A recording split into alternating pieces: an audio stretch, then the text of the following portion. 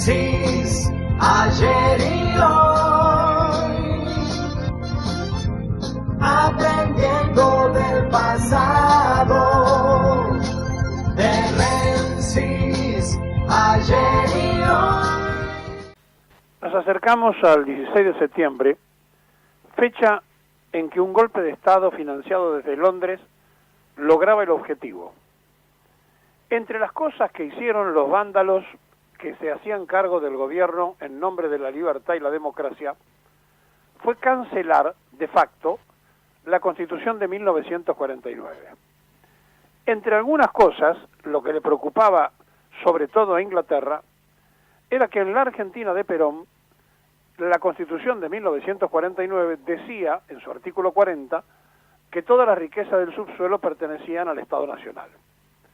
Y otro de los temas más preocupantes, para no solamente ya en el caso de Inglaterra, sino también al otro mundo, al mundo que bregaba en contra del capitalismo que se representaba en Rusia, era que en la Argentina se habían establecido en la Constitución los derechos del trabajador. Y entonces voltearon la Constitución, así nomás, hicieron una fraguada convención constituyente en Santa Fe, donde se dividió el radicalismo, se levantó la intransigencia nacional encabezada por Oscar Allende, y a partir de allí apareció lo que era la UCRI y la Unión Cívica Radical del Pueblo. Claro, todo esto no lo conoce la mayoría de la juventud, no lo conocen gran parte de la sociedad, como tampoco gran parte de las mujeres saben que los derechos a elegir y a ser elegidas que tienen las mujeres hoy se los dio el peronismo. No lo saben. Y como no saben, la mayoría de los trabajadores, que los derechos del trabajador se los dio Perón. No lo saben, aunque usted no lo crea, no lo saben. Y como no lo saben, aparecen candidatos que se llenan la boca ofreciéndole al patrón, es decir, al empresario, la posibilidad de que los elijan y los voten como diputados, porque ellos tienen en carpeta el viejo proyecto destituyente de los derechos del trabajador. Y para no andar con vueltas, Martín Tetaz, que acompaña la boleta de Vidal, una boleta impresentable con Iglesia y no sé cuántos personajes más, sale a decir que es imprescindible sacar la posibilidad de que sea indemnizado el trabajador y que se pueda tomar y echar gente como se hacía antes de la aparición del peronismo. El primero que aparece diciendo esto, que es Martín Tetaz, no es el único. El precandidato a diputado nacional en las listas de Juntos por el Cambio, que repito está en el sector de María Eugenia Vidal, en una entrevista afirmó que es necesario reformar la legislación laboral porque, escuchen bien, la actual es de una Argentina de grandes fábricas que ya no existen más. Ahora, esa grande fábrica que ya no existe más, él no dice que el liberalismo al que él suscribe la liquidó. Eso no lo agrega. Más tarde aparece López Murphy, que encabeza otra de las listas a candidatos a diputados nacionales, también dentro de Cambiemos en la ciudad, y dice López Murphy que como precandidato a diputado nacional de esta interna, dice Ricardo López Murphy,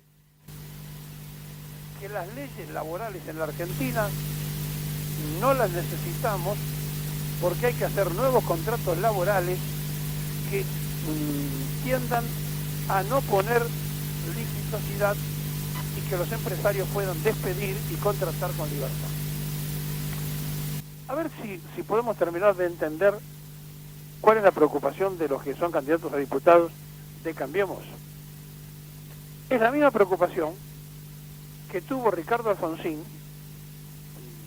el presidente Alfonsín, cuando por un voto con la ley Mucci casi destroza el proyecto sindical y casi destroza todos los objetivos que cubrían y que no pudieron, más allá de la derogación de la Constitución del 49, no pudieron tirar abajo porque el movimiento obrero argentino tiene una organización que le dio Perón, que hasta el día de hoy todavía, con todos los defectos y con todas las cuestiones cuestionables que pueden surgir, todavía hoy está de pie por aquello de lo que estábamos hablando, que le había dado el peronismo, que era la dignidad al obrero y al trabajador más allá de los derechos. Y es de aquí que uno de los que actuaba en aquellos tiempos también activamente para ver si se podía modificar el sistema sindical en la época de Alfonsín, era Leopoldo Moró, que ahora está dentro del frente donde supuestamente los peronistas lo van a votar. Y el otro era el Cotino Sigla, que tenía una oficina en la avenida Corrientes, de donde operaba a destajo para que la ley Muchi, que era un socialista, exterminara al movimiento obrero en su conjunto. Antes había aparecido Onganía con Rubén San Sebastián, el ministro de Trabajo, que fue el que le dio el manejo de las obras sociales a los sindicalistas y que creía que el tema era comprar la voluntad de los dirigentes sindicales dándole el manejo de las obras sociales y a partir de allí tenerlos a merced. Los intentos por destrozar la estructura del movimiento obrero tuvo varias cosas y varias internacionales. El socialcristianismo, la socialdemocracia, varios intentos de afuera, el comunismo, el capitalismo, y finalmente el movimiento obrero sigue firme siendo peronista con todos sus defectos y con todas sus objeciones que se le pueden hacer a algunos dirigentes. Y entonces, frente a esta situación donde aparecen candidatos muy sueltos de cuerpo a decir que hay que dar libertad para que se pueda echar a la gente, tienen que saber los que van a votar en la Ciudad Autónoma de Buenos Aires que votando cualquiera de las listas de Cambiemos están votando un cheque en blanco para que lo despidan de su trabajo. Porque si estos diputados convencen a otros y llegan a tener imaginariamente mayoría, el proyecto es que a usted lo echen de su trabajo y nada más le digan como en Estados Unidos, señor, mañana no venga más, usted no trabaja más aquí. Se le terminaron los derechos. Así que si usted es trabajador y va a votar a Cambiemos en la Ciudad de Buenos Aires, sabe a qué atenerse, después no puede quejarse ni llorar. En cuanto a la observación que se hace que Moró está en esa lista, es cierto lo que dicen desde el movimiento obrero acerca de Leopoldo Moró. Pero ¿qué va a hacer? Tantas veces se han tragado un sapo la gente, un sapo más no va a modificar nada. Porque aquí lo que se trata es de lo que venimos diciendo siempre acerca de estas circunstancias donde hace mucho tiempo, pero mucho tiempo, que el peronismo presta los votos y no tiene sus candidatos que los representen en el concepto acabado. Y eso no es culpa de los demás, eso es culpa del propio peronismo, que no se quiso ordenar, que no se quiso organizar, que creen que el problema es el pejotismo, y en realidad Perón no creó un partido político, Perón creó un movimiento, y lo que está desordenado es el movimiento. Pero esto es tema para otro tiempo, para otro momento y de otra forma. Ahora se trata de entender qué se puede hacer el domingo. Usted puede tener varias opciones. Ahora, si quiere regresar a lo que pasó hace 2 años en la Argentina, usted tiene que votar a los candidatos de Cambiemos.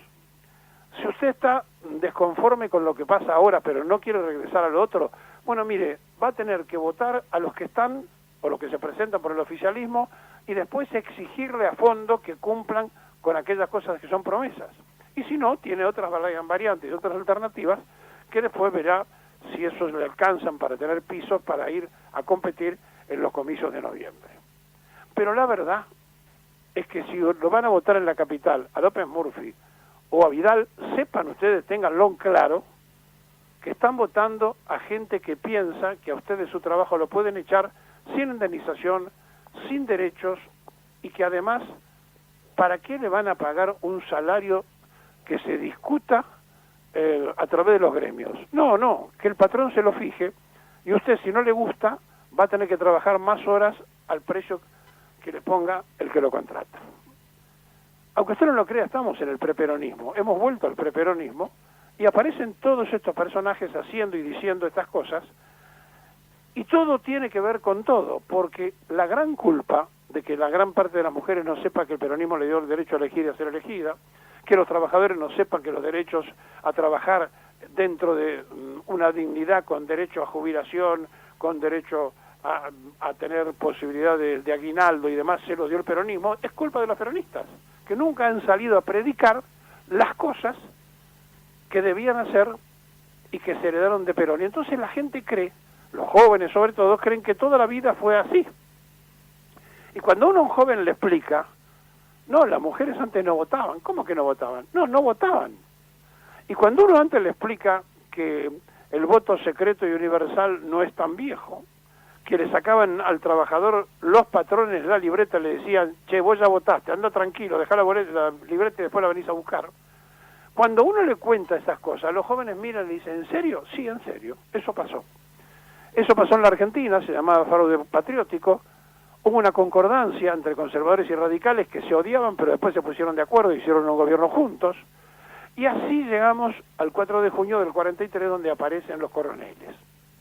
Ahora, explicarle todo esto permanentemente es difícil, sobre todo cuando la dirigencia no se preocupó por adoctrinar, no se preocupó por informar, no se preocupó por explicar, no se preocupó por conformar los cuadros políticos necesarios, creyéndose que cantando la marchita y con la foto estaba todo resuelto.